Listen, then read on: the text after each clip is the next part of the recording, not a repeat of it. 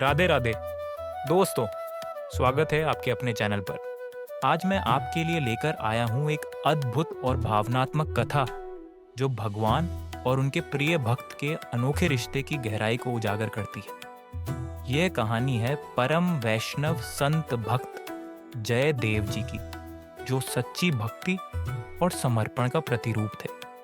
भगवान श्री कृष्ण उनके साथ मित्रवत संबंध रखते थे और समय समय पर अपनी उपस्थिति से उनके जीवन को प्रकाशित करते थे। इस कथा में आपको पता चलेगा कि किस तरह भगवान अपने भक्त के प्रेम और सेवा से प्रसन्न होकर उनकी मदद के लिए स्वयं प्रकट होते हैं। यह कहानी न केवल हमें भक्ति की शक्ति का महत्व समझाती है, बल्कि हमारे हृदय को भी भक्ति और श्रद्धा के भावों से भर देती है। तो दोस्तों, जुड़िए इस दिव्य यात्रा में और आइए डुबकी लगाते हैं भगवान की कृपा और भक्त के समर्पण के महासागर में। भक्त जयदेव जी परम वैष्णव संत थे, जिनका जीवन सच्ची भक्ति और समर्पण का प्रतिरूप था। भगवान श्री कृष्ण उनके साथ सजीव संबंध रखते थे, जैसे सखा अपने प्रिय मित्र के साथ। उनके जीवन में समय समय पर भगवान ने अपनी उपस्थिति का अनुभव कराकर उनके हृदय को प्रसन्न किया। एक बार की बात है, भक्त जयदेव जी जिस झोपड़ी में रहते थे वह इतनी पुरानी और जीर्ण थी कि बारिश का पानी निरंतर उसमें से बहता रहता था, जिससे उनका आंगन सदा गीला रहता। एक दिन उनकी धर्मपत्नी पद्मावती, जो स्वभाव से बहुत शांत और सहनशील थी, उनसे कहने लगी, हे स्वामी, ये झोपड़ी का पानी रोज बहता रहता है, जिसकी वजह से सारा आंगन गीला हो जाता है। आप तो हमेशा भगवान की सेवा में लीन रहते हैं। मुझे पता है कि आपके पास समय नहीं है, लेकिन एक दिन कृपा कर थोड़ा समय निकालिए और इस झोपड़ी को ठीक कर दीजिए। भक्त जयदेव जी उनकी बात को सुनकर मुस्कुराए और बोले, कल प्रातःकाल इसे अवश्य ठीक कर दूंगा। अगला दिन आया। सूरज की पहली किरण के साथ भक्त जयदेव जी उठे और झोपड़ी ठीक करने के कार्य में लग गए। बार बार उन्हें ऊपर चढ़ना पड़ता था।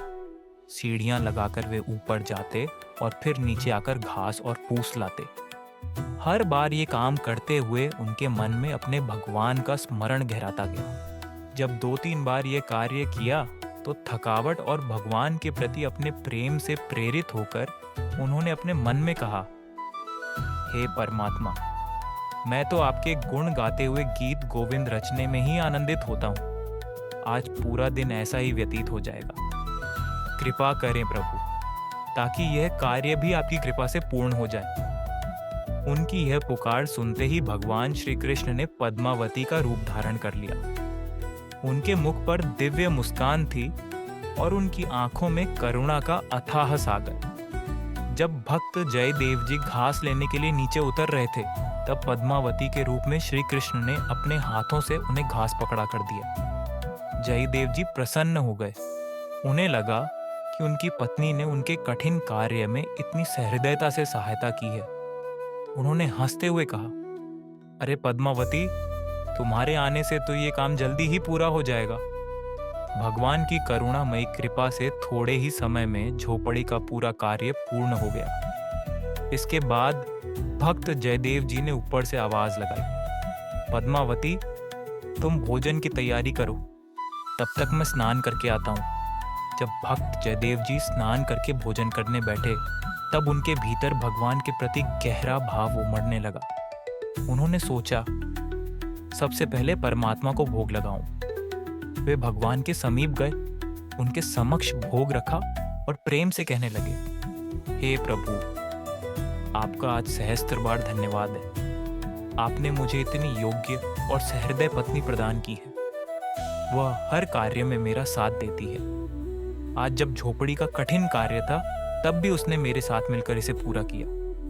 भोग लगाकर वे अपनी धर्मपत्नी पद्मावती को बुलाने गए और कहने लगे, आओ हम दोनों मिलकर भोजन करते हैं। भोजन के दौरान भक्त जयदेव जी अपनी धर्मपत्नी की प्रशंसा करते हुए बोले, हे पद्मावती, आज तुमने बहुत मेहनत की है। झोपड़ी बनाने में तुम्हारा जो सहयोग रहा है, वह किसी स्त्री के लिए आसान नहीं है। यह सुनते ही पद्मावती आश्चर्य में पड़ गई। उन्होंने बड़े सौम्य और शांत भाव से कहा, हे स्वामी, मैंने तो कोई भी कार्य नहीं किया। मैं तो सारा दिन रसोई में ही थी। मैंने केवल भगवान के लिए भोजन तैयार किया। यह सुनकर भक्त जयदेव जी स्तब्ध रह गए। वे पद्मावती की ओर देखते हुए बोले, अरे पद्मावती, तुम्हारे भीतर कितना बड़ा बड़प्पन है। तुमने इतना बड़ा कार्य किया और फिर भी मानती नहीं हो। कार्य करने के बाद भी तुम मानती नहीं हो। पद्मावती ने गहरी सहजता से कहा, स्वामी, मैं सच कहती हूँ, मैं तो बाहर निकली ही नहीं हूँ। मैं तो आपके पास कोई भी कार्य कराने नहीं आई थी। भक्त जयदेव जी के मन में आश्चर्य उमड़ा।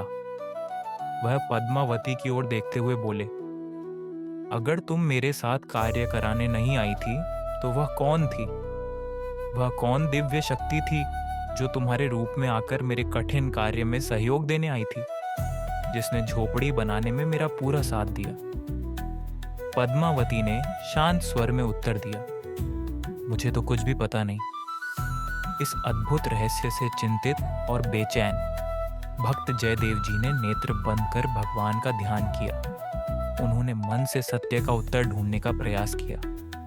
तभी उन्हें कहीं दूर भगवान श्री कृष्ण के मधुर हंसी की आवाज सुनाई दी, जो उनकी आत्मा को गहराई तक छू गई। जब भक्त जयदेव जी ने अपनी नजरें उठाकर अपने मंदिर की ओर देखा तो वहां का दृश्य देखकर वे स्तब्ध रह गए।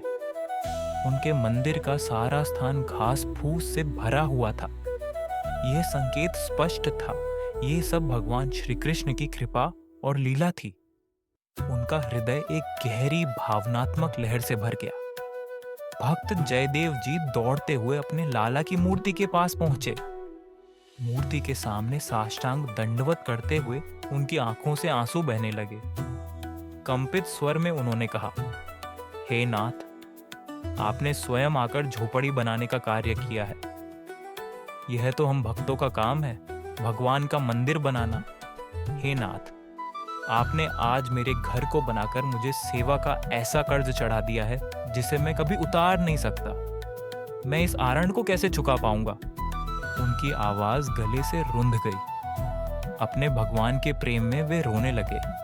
तभी श्री कृष्ण की करुणा और ममता से भरी आवाज उनके कानों में गूंज उठी, हे भक्तराज, आपको चिंता करने की आवश्यकता नहीं है। आपने तो अपना सारा जीवन मेरे चरणों में समर्पित कर दिया है। आपकी भक्ति और सेवा से मैं सदा प्रसन्न रहता हूँ। आज मुझे अपने भक्तों की सेवा करने का अवसर मिला। मैं तुमसे सच कहता हूँ, अपने भक्तों की सेवा करके मुझे जो आनंद प्राप्त होता है वह आनंद मुझे किसी भी अन्य भोग से प्राप्त नहीं होता। हे भक्तराज, तुम्हारा हृदय इतना सच्चा, इतना पवित्र है कि तुम्हारी सेवा में सहयोग देना मेरे लिए सौभाग्य की बात है। इसीलिए मैं तुम्हारे कठिन कार्य में मदद करने आया था। भगवान के इन दिव्य शब्दों को सुनकर भक्त जयदेव जी की आंखों से बहते आंसू थमने का नाम नहीं ले रहे थे। उनका हृदय भगवान की अनंत कृपा के प्रति कृतज्ञता और भक्ति में डूब गया। दोस्तों, भक्त जयदेव जी और भगवान श्री कृष्ण की इस अनोखी कथा से हमें यह सीखने को मिलता है कि सच्ची भक्ति में कितनी शक्ति होती है। जब भक्त अपने पूरे समर्पण और प्रेम से भगवान की आराधना करता है तो भगवान स्वयं उसके कठिन कार्यों को सहज बना देते हैं। यह कहानी हमें यह भी बताती है कि भगवान अपने भक्तों की सेवा में कितना आनंद अनुभव करते हैं। उनके लिए भक्ति और प्रेम ही सबसे बड़ा उपहार है। यदि आपको यह कथा पसंद आई हो और इसने आपके हृदय को छू लिया हो तो इसे लाइक करें, अपने दोस्तों और परिवार के साथ साझा करें और हमारे चैनल को सब्सक्राइब करना न भूलें। चलिए इस भावना के साथ विदा लेते हैं कि भक्ति और समर्पण के मार्ग पर चलते हुए हम भी भगवान के कृपा पात्र बन सकें। जय श्री कृष्ण।